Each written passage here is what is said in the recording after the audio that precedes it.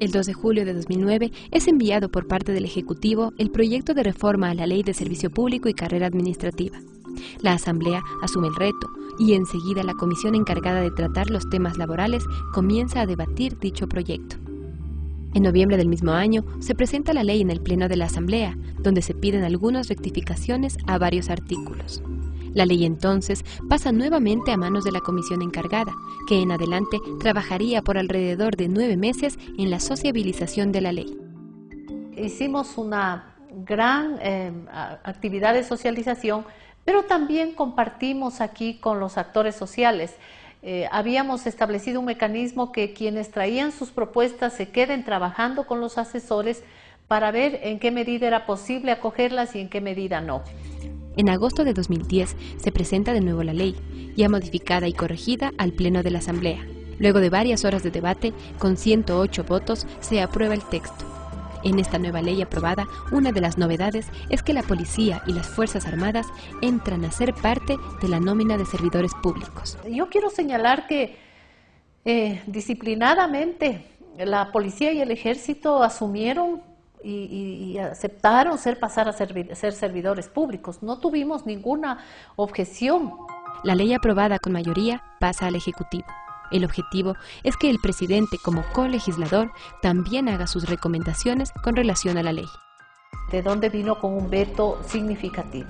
80 artículos fueron vetados y nosotros resolvimos en la comisión acoger el veto a 50 artículos de ellos. Es decir, yo quiero señalar que el veto es una figura constitucional que permite la colegislación entre el Ejecutivo y el Legislativo. El 3 de septiembre regresa la ley a la Asamblea, con ciertas objeciones que el Ejecutivo hace en algunos artículos. Entre esos, el eliminar los bonos adicionales a todos los servidores públicos, incluidos policías y militares.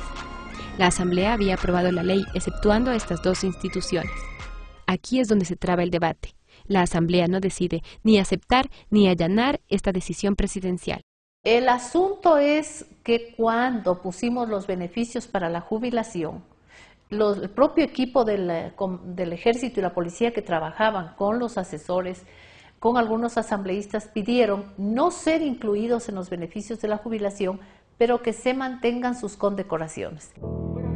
Al final, los asambleístas no llegaron a acuerdos en esa derogatoria y en otros 15 artículos, por lo que estos pasaron su aprobación por el Ministerio de la Ley.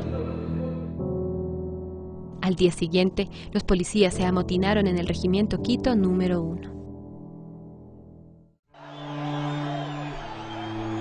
La insubordinación protagonizada por los policías nace del reclamo de los bonos adicionales a sus sueldos.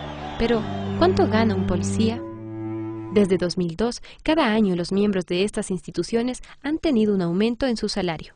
Así, un policía que en 2002 ganaba $319.97, en el 2003 recibió casi $335 y $15 más en 2004. Ya para 2005, el sueldo a percibir era de $386.05. En 2006 se hacen 2 alzas salariales. Para febrero de ese año recibían casi $400 y en diciembre recibieron $48 más. En 2007 el sueldo subió alrededor de $80. Para 2008 el incremento se duplicó y en 2009 se les aumentó el sueldo en casi $200 más. Este valor es casi proporcional en todos los rangos. Es decir, que en 8 años un policía triplicó su sueldo. Y según van ascendiendo, el sueldo es mayor. Esta semana, por decreto ministerial, tendrán un nuevo incremento, con un retroactivo desde enero que recibirán en los próximos días.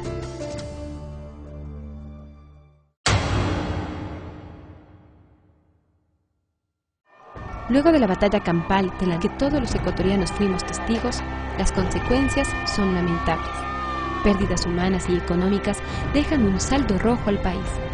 Según el último informe del Ministerio de Salud, el saldo total de víctimas fue de 13 fallecidos y 274 heridos, 200 de los cuales fueron en Quito. En el hospital militar se mantienen 10 personas hospitalizadas. Todos han recibido tratamiento por heridas de armas de fuego. En el hospital Eugenio Espejo se encuentran 5 personas más, entre ellos un policía. quien será transferido al hospital de la policía luego de haber sido intervenido quirúrgicamente y encontrarse estable y en proceso de recuperación. En el hospital Vaca Ortiz se mantiene a un menor de 11 años, que fue herido en la pierna izquierda durante un cruce de fuego en las inmediaciones del Mercado Central, razón por la que fue intervenido quirúrgicamente. En el hospital de la policía permanecen 4 personas, 2 en terapia intensiva y 2 en hospitalización. En el hospital Carlos Andrade Marín, 3 personas se encuentran hospitalizadas, 1 en cirugía, 1 en traumatología y otro en cirugía plástica. Todos ellos se encuentran estables. Además, se sabe que las personas que trabajan en el hospital de la policía y que estuvieron presentes el 30 de septiembre están afectadas por un cuadro postraumático de estrés agudo, consecuencia de los hechos violentos ocurridos en la Casa de Salud. Desde el Ministerio se tiene la disposición de darles apoyo psicológico, tanto a ellos como a toda la comunidad que vive alrededor del sector. Pero además de los daños humanos, existen pérdidas económicas. La falta de seguridad policial hizo que las calles se vuelvan un escenario vulnerable de robos que paralizó el comercio. Muchos negocios se vieron obligados a cerrar. La Cámara de Comercio ha hecho un cálculo aproximado de a cuánto ascienden las pérdidas económicas. Bueno, las pérdidas económicas de ese día fueron básicamente en el sector comercial y en el sector turístico. Nosotros tenemos un estimado de alrededor de 10 o 11 millones de dólares, calculado como porcentaje de lo que genera la ciudad todo el día y de la parte que se vio afectada. Esto sin contar los saqueos y tantos ciudadanos que fueron asaltados a nivel nacional en un país desprotegido y vulnerable. Este es el saldo de los disturbios que afectaron a cientos de familias, muchas de ellas con pérdidas irreparables, que enlutaron a todo un país.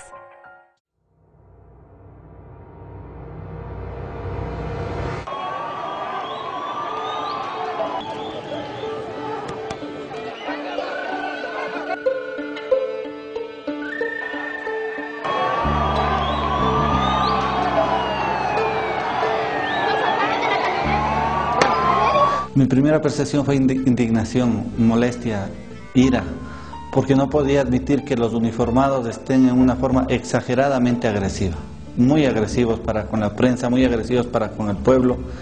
Fue indignación.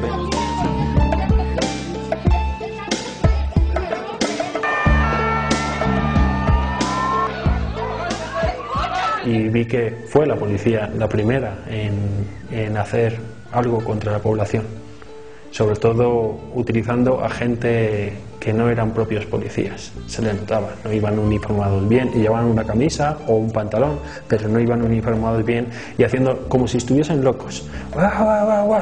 Y le echaban pimienta a la cara, pero adrede, o sea, provocativamente.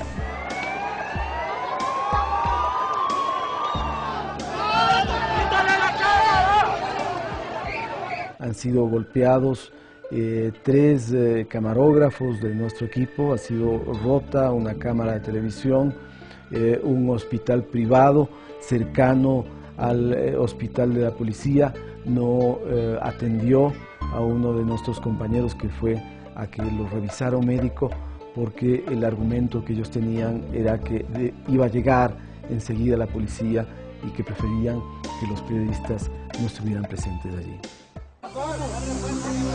Este levantamiento policial causó la represión más severa que cualquier otro antes producido en nuestro país. Ningún suceso anterior a este reportó un número similar de pérdidas humanas y heridos afectados. Esta vez, los protectores de la sociedad volcaron su ira contra ciudadanos que masivamente llegaron hasta el regimiento Quito, a proteger la democracia y a censurar el secuestro del presidente de la República. Era gente que estaba subiendo, apoyaba a Correa. Apoyaba a Correa en algunos casos y a la democracia en muchos otros. Más en democracia que hacia la propia institución, que puede ser únicamente el presidente. En golpes anteriores fue el pueblo el primero en levantarse, como en el de Bucarán, cuando la sociedad obligó su salida. Más tarde sería Maguad el origen de un nuevo golpe de Estado, empujado por el movimiento indígena con el apoyo de casi 400 oficiales del ejército, desde tenientes hasta coroneles. Y la suma de estos 4 o 5 mil hombres, más la suma de este grupo de oficiales del ejército, intentan dar un golpe de Estado en el Ecuador. Eso es lo que el Ecuador en este momento está viviendo. Esto no es un golpe de Estado. Nosotros no lo estamos sacando al doctor Yamil Maguad. Él solito, insisto por cuarta ocasión, él solito dejó el poder. Este rato, el pueblo ecuatoriano, como ustedes conocen, le ha revocado el mandato al presidente o al expresidente de la República. Él falló. Nosotros no hemos fallado. Ustedes no han fallado. El pueblo ecuatoriano no ha fallado. Él le falló al pueblo ecuatoriano. Este nuevo gobierno duraría apenas unas horas. El soberano legitima a este nuevo gobierno.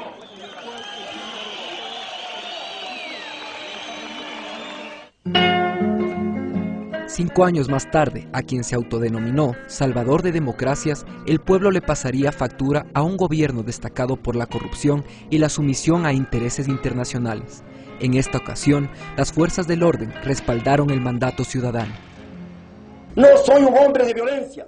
Por ello, públicamente, frente a ustedes, junto a mi mujer y a mis hijos, a mis hermanos y a mis policías que me han acompañado durante 35 años de una vida sacrificada, de una vida con honor, de una vida profesional, le presento a usted, señor Presidente Constitucional de la República, mi baja voluntaria e irrevocable de las filas de la institución policial. Auguro que el país y auguro que mi institución encuentre los derroteros de progreso y de superación, y que esta crisis en donde se encuentra empantanado nuestra nación por la irresponsabilidad política, por la falta de tino, llegue a un feliz término. A diferencia de golpes pasados, donde las movilizaciones y protestas eran orientadas a derrocar al mandatario de turno, el pasado 30 de septiembre, el apoyo popular se volcó a las calles de exigir la liberación del presidente, que para quienes presenciaron la situación, el primer mandatario sí se encontraba secuestrado. Ahí es cuando ya se encendió más y ahí vino la agresividad de la policía. Hacia los manifestantes, se podría decir, hacia la gente que respaldaba al presidente y hacia la prensa que estábamos cubriendo. No soy el único agredido de este 30 de septiembre. Somos muchos compañeros fotógrafos y camarógrafos a los que nos quitaron las cámaras, nos quemaron, nos agredieron, a mí físicamente me pegaron. Fue mi hijo quien me logró sacar de la paliza que me estaban dando. No podía salir y estaba ahí con seguridad él dentro del hospital, sí, pero sí estuvo secuestrado. Pero lo acontecido ese día, ¿puede considerarse un intento de golpe de Estado? Para el periodismo existen simbolismos que pueden determinar esa interrogante. Creo que hubo un intento de golpe de Estado.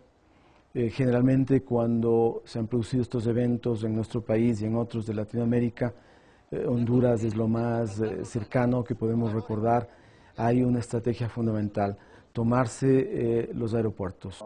Esa misma percepción fue compartida en el escenario internacional, donde se difundía lo acontecido como un intento de golpe de Estado.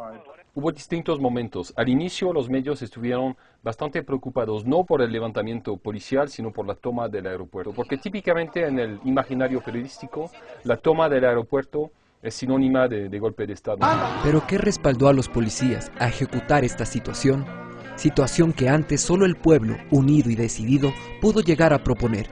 Para quienes estuvieron ahí, en primera fila, sí existió influencia de grupos políticos que incitaban a los policías a ejecutar un posible golpe de pretensión política. Ver que la clase uniformada se deje manipular, estuvieron manipulados. Para mí los policías cometieron un grave error, no se informaron y se dejaron manejar de otra gente que estaba ahí. Todos parecían muy normal, salvo algunos que salían más bien por la parte de fuera y salían a menoscabar las informaciones que iban dando ellos.